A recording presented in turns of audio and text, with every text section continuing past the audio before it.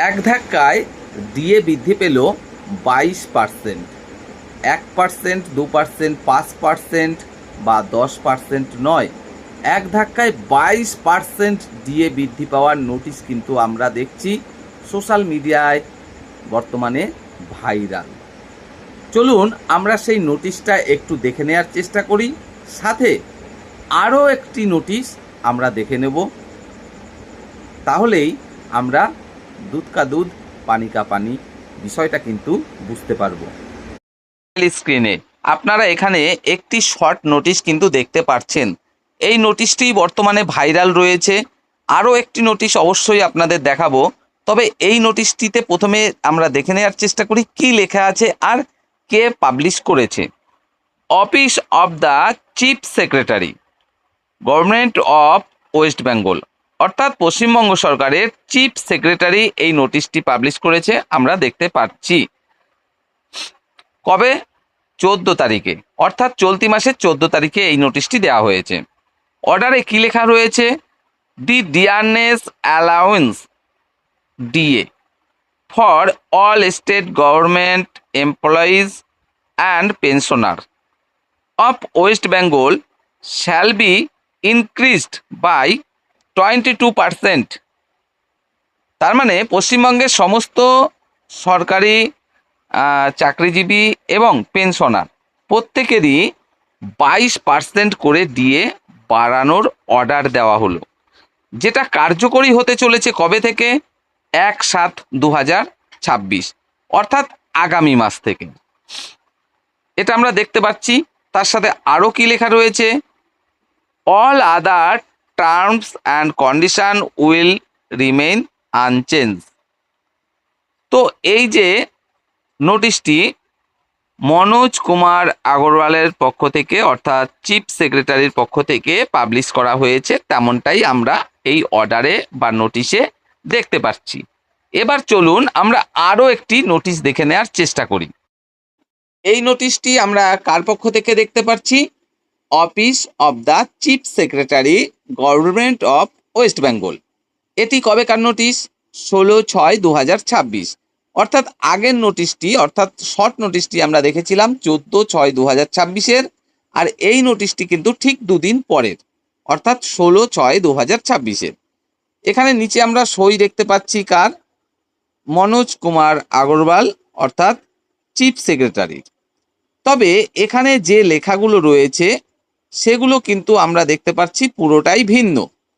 এখানে আমাদের chief secretary Manoj Kumar Agarwal তিনি কিন্তু পরিষ্কারভাবে নোটিশে লিখছেন যে ডিএ অর্থাৎ ডিয়ারনেস অ্যালাউন্স সম্পর্কে বিভিন্ন সোশ্যাল মিডিয়ায়, ফেসবুকে এবং হোয়াটসঅ্যাপে বিভিন্ন জায়গায় একটা শর্ট নোটিশ কিন্তু পাবলিশ করা হয়েছে চিফ সেক্রেটারি পক্ষ থেকে, তেমনটাই দাবি করা হচ্ছে এবং যেটা বর্তমানে ভাইরাল। তো এই যে নোটিশটা, সেই নোটিশটা যে ওনার পক্ষ থেকে পাবলিশ করা নয়, তিনি কিন্তু এটা পরিষ্কারভাবে আমাদের বুঝিয়ে দিচ্ছেন। তিনি পরিষ্কার জানাচ্ছেন যে এত বড় পার্সেন্টেজ দিয়ে একবারে ঘোষণা করা অন্তত আমার পক্ষে এটা অতি মানবীয় একটা ব্যাপার। অর্থাৎ আমার এতটা ক্ষমতা নেই যে আমি এক ধাক্কায় 22% দিয়ে ঘোষণা করে দিতে পারি এইভাবে। তবে যারা এই আমার সই এবং নাম করে এই বিষয়গুলো করছেন, তাদের যে দক্ষতা সেটা আমি প্রশংসা করছি। একই সাথে সকল কর্মচারী এবং পেনশনারদের কাছে আমি আবেদন করব যে ফেসবুক, হোয়াটসঅ্যাপ এবং অন্যান্য সোশ্যাল মিডিয়ায় যে আমার সই করা এবং নাম করা নোটিশগুলো দেখছেন, সেগুলো যে সবটাই সত্যি হবে এমনটা কিন্তু নয়। তো আপনারা আগামী 22 তারিখ পর্যন্ত, অর্থাৎ বাজেট পেশ হওয়া পর্যন্ত একটু অপেক্ষা করুন। সেই বিষয়টা কিন্তু উনি এই নোটিশের মাধ্যমে জানিয়েছেন। অর্থাৎ বিষয়টা ঠিক এরকম যে আগের আমরা শর্ট নোটিশটা দেখলাম, যেটাই কিনা 22% দিয়ে বৃদ্ধি করা হলো এমন দাবি করা হয়েছে। সেই নোটিশটি কিন্তু যে ভুল বা একটা ফেক নোটিশ, সেটা পরিষ্কারভাবে জানিয়ে দিচ্ছেন। তো যাই হোক, আমি আপনাদের সামনে দুটো নোটিশই তুলে ধরার চেষ্টা করলাম। এর মধ্যে পরের নোটিশটি অর্থাৎ যেটা বড় নোটিশ সেটা কিন্তু সঠিক নোটিশ, এবং যেটা শর্ট নোটিশ সেটা কিন্তু পুরোটাই ফেক নোটিশ, যেটা কিনা ওনার নাম করে বিভিন্ন জায়গায় কিন্তু ছড়িয়ে দেওয়া হচ্ছে সত্যিকারের একটা নোটিশ বলে। এবং আপনাদেরকে আরও একবার আমিও জানাতে চাইব যে যখন সামনে 22 তারিখ চলেই এসছে, আজ 16 তারিখ হয়ে গেল, মাত্র 6 দিন বাকি রয়েছে বাজেট পেশ হওয়ার। তো সেক্ষেত্রে হট করেই 6 দিনের অপেক্ষা আর না করে আজই সরকারের পক্ষ থেকে ডিএ সংক্রান্ত একটা নোটিশ পাবলিশ করে দেওয়া হবে যে এত % ডিএ বৃদ্ধি করে দেওয়া হলো, এটা কিন্তু কখনোই হবার নয়। অবশ্যই বাজেটের একটা চমক কিন্তু এই ডিএ, কারণ এই যে বিজেপি সরকার গঠিত হয়েছে, ওনারা কিন্তু সরকারে আসার আগের থেকেই এই ডিএ ব্যাপারটাও কিন্তু একটা প্রতিশ্রুতি রেখেছিলেন। তো বাজেটই যখন পেশ হতে চলেছে, সেখানে যখন ওনারা সরাসরি ডিএটা ঘোষণা করবেন, সে 22% করতে পারেন, পুরো 42% দিয়ে দিতে পারেন, কিংবা সেখানে দিতে পারেন 20%, 15%, 10%, 8%, 4%, যাই হোক দিতে পারেন। তো আশা রাখতে পারেন যে অন্ততপক্ষে 10%-এর উপরে ডিএ অবশ্যই পাওয়ার সম্ভাবনা রয়েছে, এবং সরাসরি সেটা বাজেটেই কিন্তু ওনারা ঘোষণা করবেন, কারণ বাজেটের একটা চমক অবশ্যই থাকে। তো যেটা বলবো, এই মুহূর্তে দাঁড়িয়ে কেউ যদি কোথাও থেকে বলে যে এই নোটিশটা প্রকাশ করে দেওয়া হলো ডিএ সংক্রান্ত সরকারের পক্ষ থেকে, সেটা কিন্তু পুরোপুরি সঠিক নয়। হ্যাঁ, যদি কেউ বলেন যে হ্যাঁ তার কোনো একটা ভালো জায়গায় অবশ্যই যোগাযোগ রয়েছে এবং সেই সূত্রে তিনি কিছু জানছেন, সেটা কিন্তু অবশ্যই ঠিক হতে পারে। সেরকম আমিও কিন্তু বিভিন্ন জায়গায় যোগাযোগ করার চেষ্টা করি এবং জানার চেষ্টা করি। তবে আজও পর্যন্ত যতদূর জেনেছি তাতে করে এটাই জানতে পেরেছি, 8 থেকে শুরু করে 14 পর্যন্ত এই ডিএ কিন্তু বাড়তে পারে। 8 থেকে শুরু করে 14% পর্যন্ত, তার কম নয়, তার বেশি নয়। জানি না শেষ পর্যন্ত এমনটাও হতে পারে যে না 14% না 15% ডিএ বৃদ্ধি করে দেওয়া হলো, কারণ ঘাটতি তো রয়েছে অনেকটাই। আবার এমনও হতে পারে যে না 8%ও নয়, তারও কম, অর্থাৎ 7% বা 6% দিয়ে ঘোষণা করা হলো, হতে পারে, সেটা হচ্ছে পরের বিষয়। তবে অবশ্যই যতদূর জানতে পারছি 8 থেকে 14 এর মধ্যেই থাকতে চলেছে এবারকার বাজেটের মতো ডিএ বৃদ্ধি।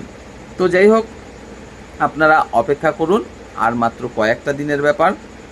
আশা করি যা হবে ভালোই হবে, কারণ যখন বিভিন্ন কর্মী সংগঠনগুলোর পক্ষ থেকে সরকারের সাথে মিটিংয়ে বসা হয়েছিল, সেখানে দাঁড়িয়ে বিভিন্ন কর্মী সংগঠনগুলোকে সরকারের পক্ষ থেকে এটাই আশ্বাস দেওয়া হয়েছে বলে আমরা জানতে পারছি কর্মী সংগঠনগুলোর যে মুখপাত্র তাদের মাধ্যমে, যে সরকার জানাচ্ছেন, প্রতিশ্রুতি দিচ্ছেন বা এরকমভাবেই মানে জানাচ্ছেন যে আমরা 1% 2% নয়, বিগত সরকারের মতো নয়, আমরা একটা বড় অংশ দিয়েই কিন্তু দিতে চলেছি এবারকার বাজেটে।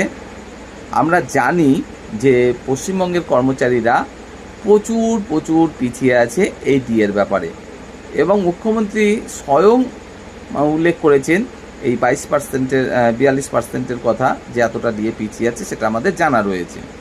তো একদিকে ওনারা প্রতিশ্রুতি দিয়েছিলেন ডিএ মিটিয়ে দেওয়ার ব্যাপারে, পরের মুহূর্তেই ওনারা কর্মী সংগঠনগুলোর সঙ্গে আলোচনায় বসলেন।